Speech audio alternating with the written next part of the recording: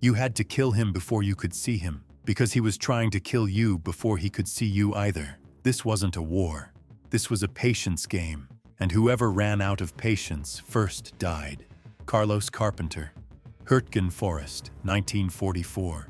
Weeks inside the same trees, the same darkness, an invisible enemy, an invisible duel. October 1944. Hürtgen Forest, Germany. The forest was vast. 140 square kilometers of darkness. The spruce and oak were so dense that even at midday the ground below was dim. You couldn't see the sky. You couldn't see the sun. Just trees and the uncertainty between them. The ground was waterlogged. Every step sank into mud. It was cold. November was coming, and in this forest, winter arrived earlier than anywhere else. And the Germans were here, everywhere. Corporal Carlos Carpenter served in the sniper unit of the 4th Infantry Division. He was from Texas, 24 years old. He had grown up on a farm, grown up with a hunting rifle, grown up with patience. He seemed like the right man to be a sniper. But Hürtgen was a place no training could fully prepare you for. The first day he stepped into the forest, he stopped. He looked around. Every tree looked like every other tree. Every shadow looked the same. Finding your bearings was nearly impossible. He turned to Rogers beside him. "How do we get out of here?" he asked. Rogers looked into the trees. "Let's figure out how to stay alive first," he said. Carpenter nodded and took his first step. The Battle of Hürtgen Forest ran from September 1944 to February 1945. American forces suffered approximately 33,000 casualties in that forest. The area held a critical position on Germany's western border, controlling the Ruhr River dams. German forces used the defensive advantages of the terrain extremely effectively. The dense tree canopy largely neutralized air and artillery support. American forces found themselves facing a form of fighting they had never encountered before. Day 2. Carpenter had chosen a position. High ground, good sightlines, covered from behind. Lying flat between the trees, rifle set up, waiting. Waiting in Hürtgen was different. In open ground you could see things, read things. Here you couldn't see anything. You only listened. A branch snapping, leaves shifting, a boot print in the mud. An hour passed. 2 hours. Nothing. Then Rogers touched his arm lightly, pointed left. Carpenter moved the scope. 200 meters out, between two trees, a movement. Very small. The edge of a helmet. 1 second. Then gone. Carpenter held his breath. He was out there. But exactly where? He waited. 10 minutes. 20. No movement. Then a sound came from that direction. A single shot. It passed just to Carpenter's right. 30 centimeters maybe. Carpenter went flat. He didn't lift his head. The other side had seen him too. The game had started. The sniper war in Hürtgen Forest was considerably more complex than standard sniper duels for several reasons. First, the tree canopy made target identification extremely difficult. Second, the echo effect inside the forest made it hard to read the direction a shot had come from. Third, the German snipers had trained in this forest for a long time and knew every detail of it. American snipers were operating in unfamiliar terrain. This asymmetry made life very difficult for men like Carpenter. Day 3. Carpenter hadn't gone back to the same position.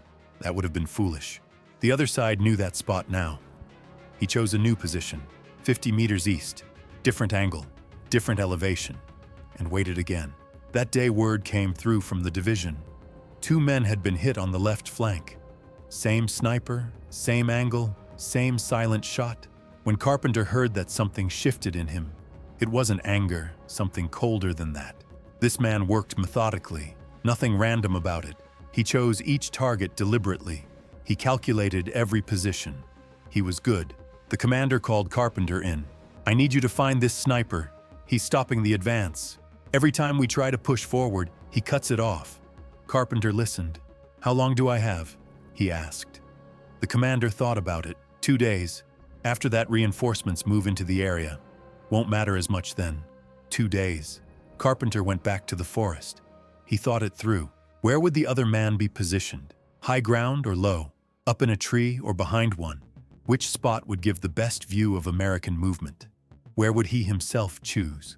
He had an answer, and he chose his new position based on that answer. Sniper detection in Hürtgen Forest was extremely difficult using standard methods. Smoke analysis was ineffective because of the tree canopy. Sound detection was unreliable due to the echo effect. The dummy target method was hard to apply between close-set trees. Under these conditions, the most effective approach was to anticipate the opposing sniper's logic. Which positions offer good sight lines, which allow a covered withdrawal?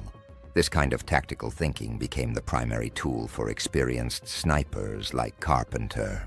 Day 4, early morning. Carpenter was in his new position, lying flat, rifle set, scope to his eye, waiting. Hours passed. The forest was quiet, just the wind.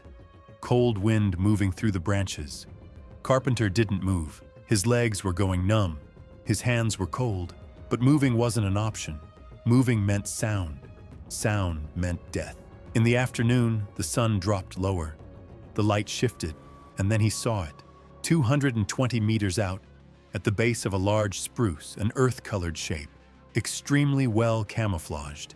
But the angle of the sun had changed, and that change had created a small shadow, small enough that most people would have missed it, large enough that Carpenter didn't. He held the scope steady, looked, for a long time. The shape didn't move, but it was there. 90% certain it was there. Carpenter controlled his breathing, slowly, completely. He put his finger on the trigger, waited. 1 minute, 2 minutes. The shape turned very slightly, a shoulder movement, adjusting the scope, maybe. Carpenter pulled the trigger. The sound came, echoed through the forest. Birds scattered, then silence. Carpenter didn't lower his scope. He waited. 5 minutes. 10. No movement at all. Rogers came through on the radio. "Did you get him?" Carpenter waited 1 more minute before answering. "Done," he said, and felt nothing like satisfaction. 220 meters is considered mid-range in standard sniper engagements. In Hürtgen Forest conditions, that distance felt considerably longer because tree trunks and branches could affect both the line of sight and the path of the round.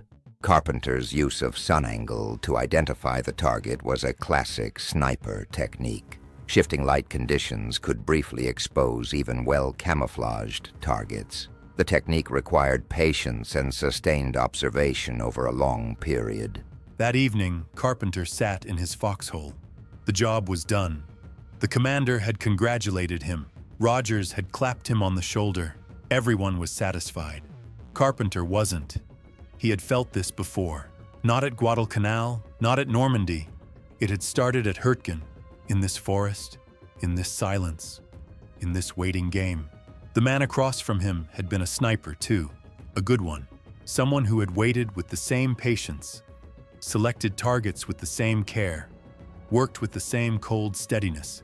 Carpenter had spent 2 days looking for him, 2 days thinking the way he thought, trying to move the way he moved. And now he was gone. Carpenter tried to write a letter to his family in Texas. He hadn't written in weeks. He picked up the pen, opened the paper. What would he say? He couldn't say he had found someone today, couldn't describe how he had found him, couldn't say he had spent 2 days on it. He wrote this: "I'm fine. The weather is cold. The forest is dark. Hope we're out of here soon." He sealed the envelope. He tried to sleep. Sleep wouldn't come. When his eyes closed, he saw the spruce tree. He saw the earth-colored shape and that slight shoulder movement. In the morning, he got up, picked up his rifle. There was another sniper in the forest. He knew that, and his work wasn't finished. The psychological weight carried by snipers after the war holds a different dimension from standard combat trauma. Because every action is individual and deliberate, the sense of personal responsibility is much more direct. The testimonies of snipers who served in Hürtgen Forest reflect this clearly. Spending weeks in the same forest, playing the same mental game against the same type of opponent, accelerated psychological erosion in a specific way. The post-war silence of men like Carpenter was a direct expression of that weight. Carpenter spent 6 weeks in Hürtgen Forest. 6 weeks. The same trees, the same darkness, the same silence, The same game. Every day a different sniper. Some were good, some were very good. Carpenter found most of them. Some he couldn't find. The ones he couldn't find found someone else. Rogers was wounded in the 4th week. His leg. Not critical, but he was pulled out of the forest. Carpenter had to work with a new spotter. A young private, frightened. Carpenter taught him, stay quiet, listen, wait, don't rush. In December 1944, Carpenter came out of the forest. The Battle of the Bulge was starting. Another assignment was waiting. When he came out, the first thing he did was look at the sky. He looked for a long time. He hadn't seen the sky in 6 weeks, a real sky above the trees. He turned to the young private beside him. Beautiful, isn't it? He said. The private didn't understand what he meant. Carpenter didn't explain. Some things couldn't be explained. There was no way to explain why the sky looked so beautiful after 6 weeks in that forest. The Battle of Hürtgen Forest stands as one of the longest and most costly ground operations on the Western Front in the Second World War. American forces suffered approximately 33,000 casualties in that forest. The strategic value of the campaign continues to be debated. Some historians argue it was unnecessary, but for men like Carpenter, that debate was beside the point. They were in the forest, and the forest was real. Carpenter died in 1994 in Texas, on his farm. He talked about Hürtgen very rarely. When his grandchildren asked, he gave short answers. It was a hard forest, he said. Very dark, he said. Sometimes he laughed when he said it, but his eyes didn't. Once his oldest grandson asked him, "Grandpa, do you still like forests?" Carpenter thought about it for a long time. Then he said, "I like the forests in Texas, not Hürtgen. In Hürtgen, the forest wasn't beautiful. The forest was like a weapon. Every tree was a threat. You couldn't like that forest." His grandson seemed to understand, but looked at him as if he didn't quite follow. Carpenter went on, "But when I came out, I saw the sky, 6 weeks later, and it was so beautiful, I cried. Did I ever tell you that? I cried for the first time in my life that way, because of the sky." His grandson never forgot that. Hürtgen Forest is still there today. In Western Germany, tourists go. They walk the trails. They take photographs. The trees are still dense. The ground is still dim. The sun still doesn't reach the forest floor at midday. Carpenter never went back. He didn't want to, because he had left things in that forest. 6 weeks of silence. 6 weeks of waiting. And the weight he carried every morning when he picked up his rifle and walked back in. War history is mostly built on sound. The sound of artillery. The sound of tanks. The sound of men crying out. Hürtgen was quiet, and that silence was heavier than any of it. Carpenter knew that. He lived it for 6 weeks, and he carried it for the rest of his life. Every morning at his farm in Texas, he would look up at the sky. Maybe he was remembering that morning when he walked out of the forest. Maybe he was simply feeling how good the sky looked. Either way, it was enough. The Battle of Hürtgen Forest remains one of the least understood operations in the history of the Second World War. It has stayed in the shadow of Normandy and the Bulge.